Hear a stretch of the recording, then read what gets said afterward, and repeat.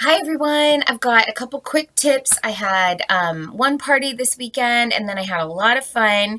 So, my first tip is if you are renting a space, even if it's a simple gathering, which this particular gathering was, I just want to share with you how far a tablecloth can go. You don't have to put on an extravagant centerpiece if that's not your focus. Maybe you're not good with that. Maybe you don't have it in your budget. They had a bottle, a very large, nice bottle of Perrier, and like 8 glasses on each table. They told me there was going to be about 60 to 80 people. It was closer to 80, but everyone was dressed to the nines. I mean, shoes, clothing, jewelry. They were really looking sharp, this group. Everyone. Women looked amazing. Anyway, my, so the setting was a great venue setting. You're spending the expense for that. An extra $100, because there was only 8 to 10 tables, would have made a humongous difference. Just huge. Just a crisp white or black tablecloth.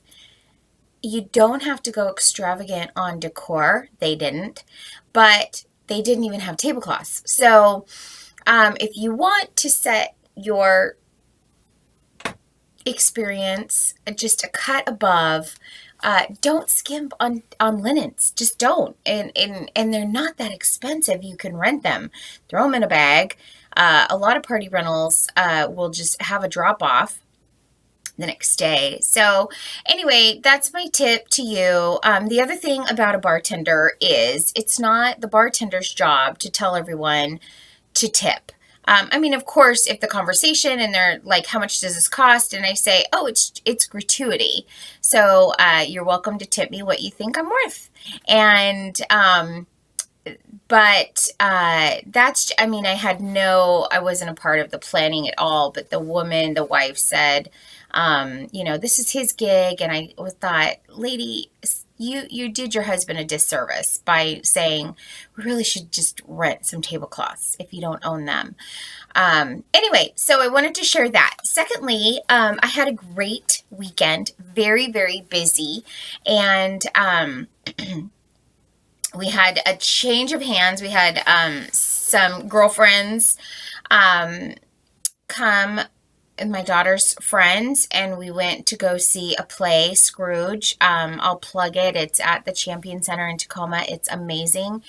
It is a Broadway production. It is a Broadway quality production.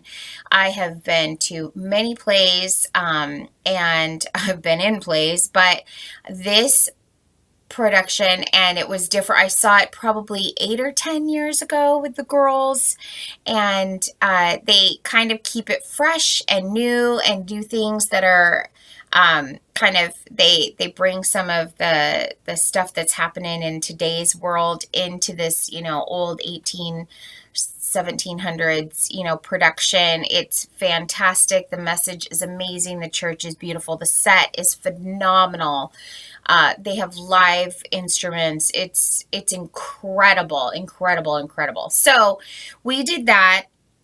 My point is that every year for the last 18 to 20 years, and then when I was a kid, I did it with my mom. Oh, I'm so sorry. I have, I'll call you back, Sonia. I have been able to make these gingerbread houses. And this year, I wasn't able to.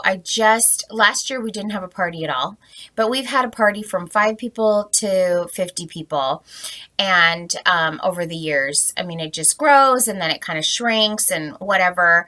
But this time it was just friends. And my point is that I've made these gingerbread houses from scratch for 20 plus years.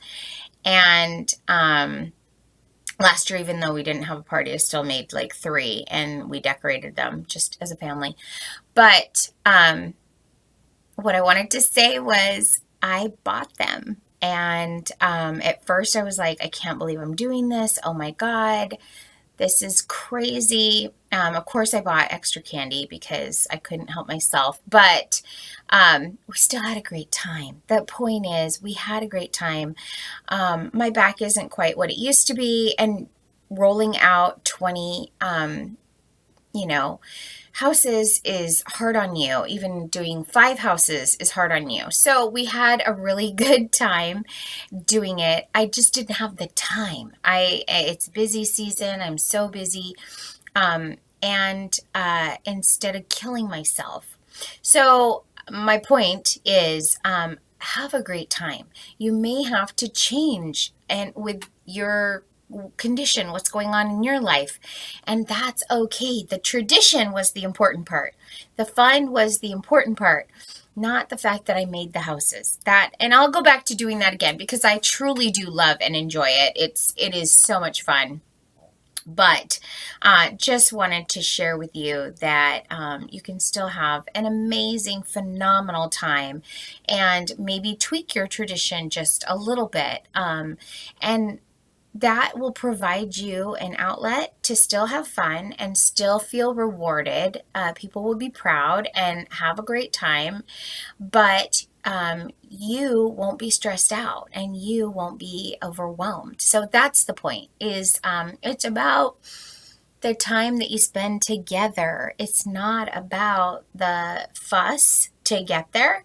And I just want you to feel good and not stressed out and not overwhelmed where you're thinking, why do I do this? Why do I do this? Well, you do this because you enjoy it, hopefully. And you do this because your family enjoys it. And you do this because it's gathering them together. So that's why you do this.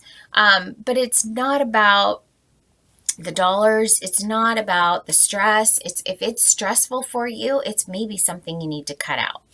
I'm just saying. But so pick and choose. I got to get going. I need to call someone and I need to jump in a vehicle and head somewhere.